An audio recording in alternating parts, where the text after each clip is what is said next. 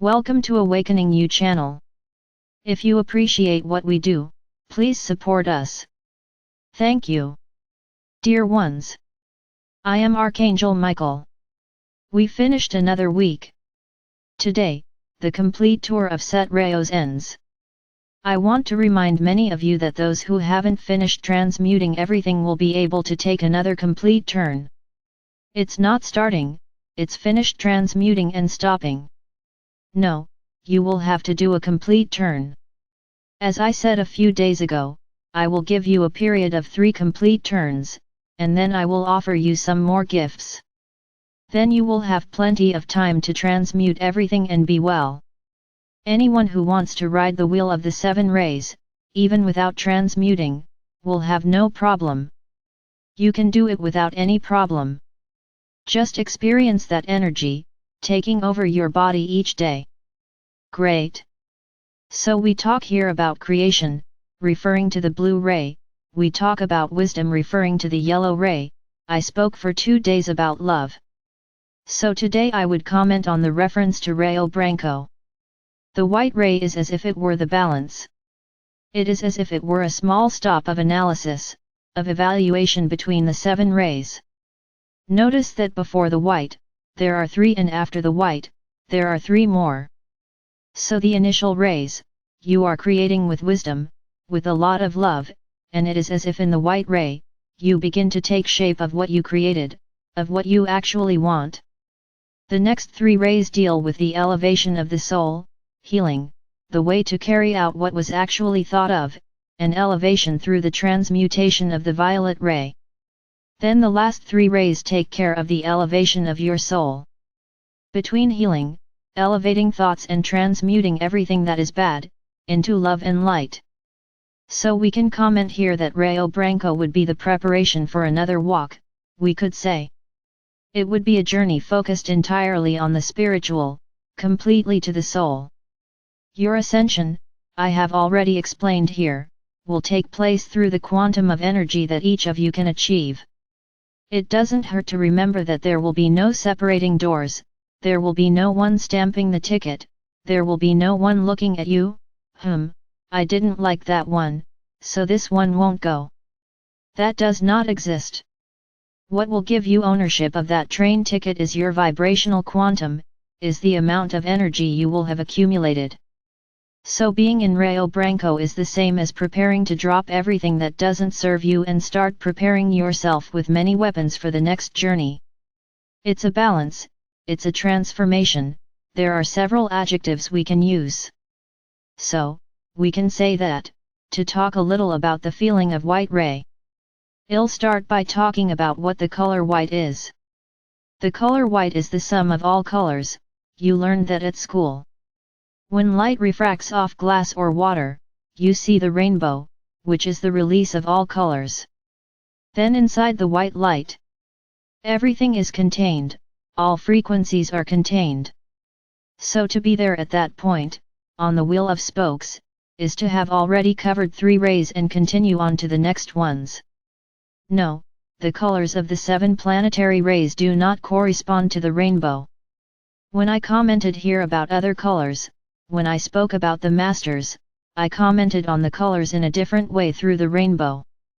Because your planet has several types of frequencies around it. Those, when I mentioned that they would be rainbow colors, were concentric circles. And now you are walking the planetary rays. One thing has nothing to do with the other. But some masters coincide. Yes, some masters coincide, without any problem. So be at this point of balance, it's like that point in the journey, where you have to stop, you created in the blue ray, you used wisdom to maintain it, to continue the creation, they put all their love into Rayo Rosa and now they are going to actually make it happen. But they will make it happen, for the growth of the soul. Then it will be about making it happen through healing, energization and transmutation. So take this into your lives. Everything you plan, everything you create, always follow these steps. I plan, I create, I have wisdom in what I am creating something that is good for me and for the whole. I put love into what I plan, what I want, what I create. I stop, analyze how it is working, and now I draw all the strength from what I created, for the elevation of my soul. This is how you have to think. This is valid and fits perfectly with that maxim, that everything you sow you reap. So if you are creating something that is not good for you and for the whole, when you reach the point that you will analyze what good it will do for your soul, you won't find anything. Because it wasn't something that was good for the whole. Then it will not elevate your soul. It was only good for you, so there is selfishness, and this does not elevate any soul. So everything you create, everything you plan, think about yourself, of course, but think about the whole. Because when you reach that point, where you are reaping the fruits and you will start to throw these fruits to the soul, you will have something to elevate for your soul. I want you here to realize and go back in time and start analyzing all the achievements you have had.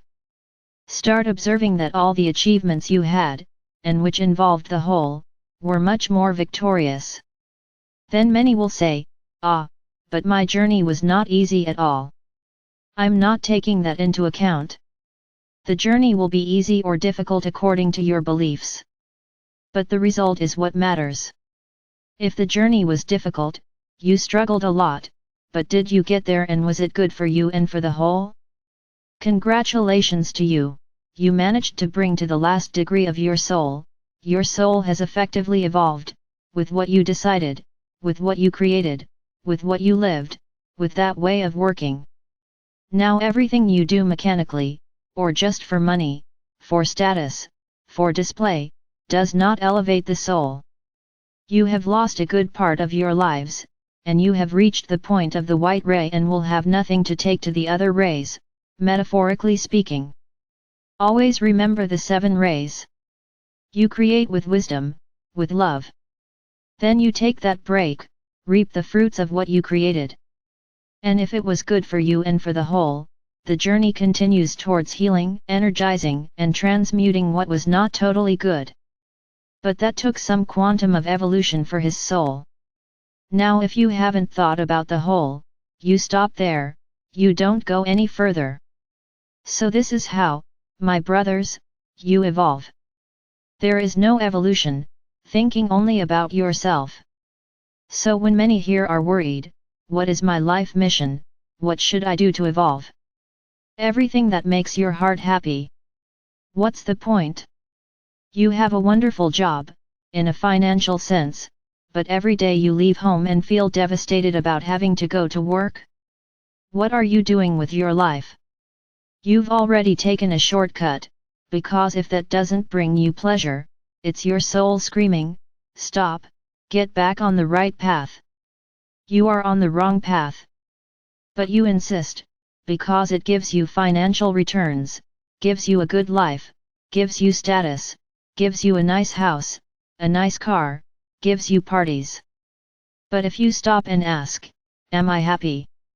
It will be difficult for you to respond, because everything doesn't fill you, it's all empty.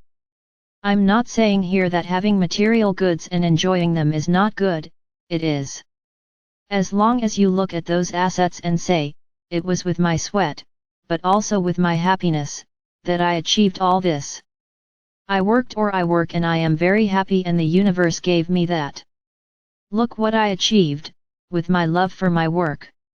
Then yes, then you will be extremely complete, your soul's clapping and you evolving. Now look at all that and say, wow, I got it all, yes, but at the expense of my health, at the expense of depression, at the expense of various problems I have in my body, because I'm not satisfied with what I was doing.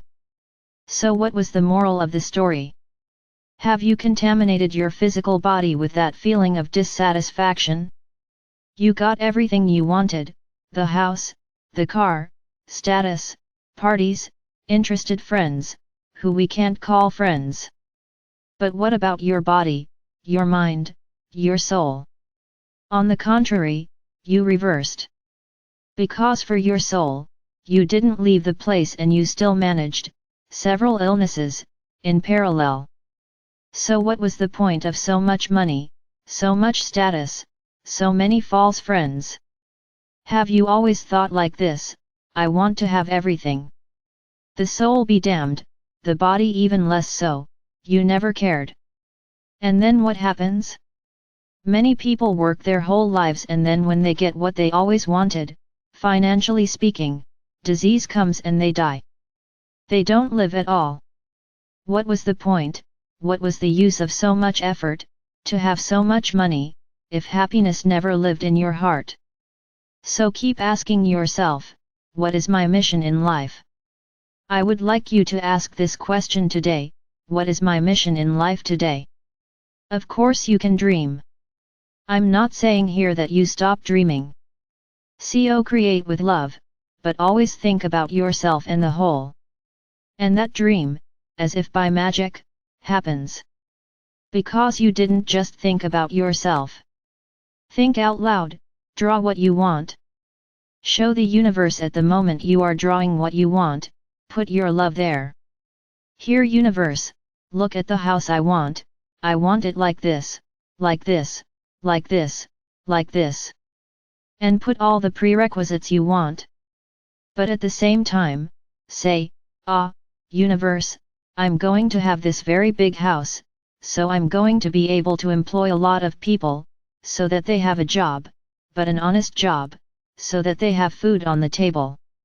I'm going to help them in whatever way possible, because to have this house here, universe, I'm going to have a lot of financial resources.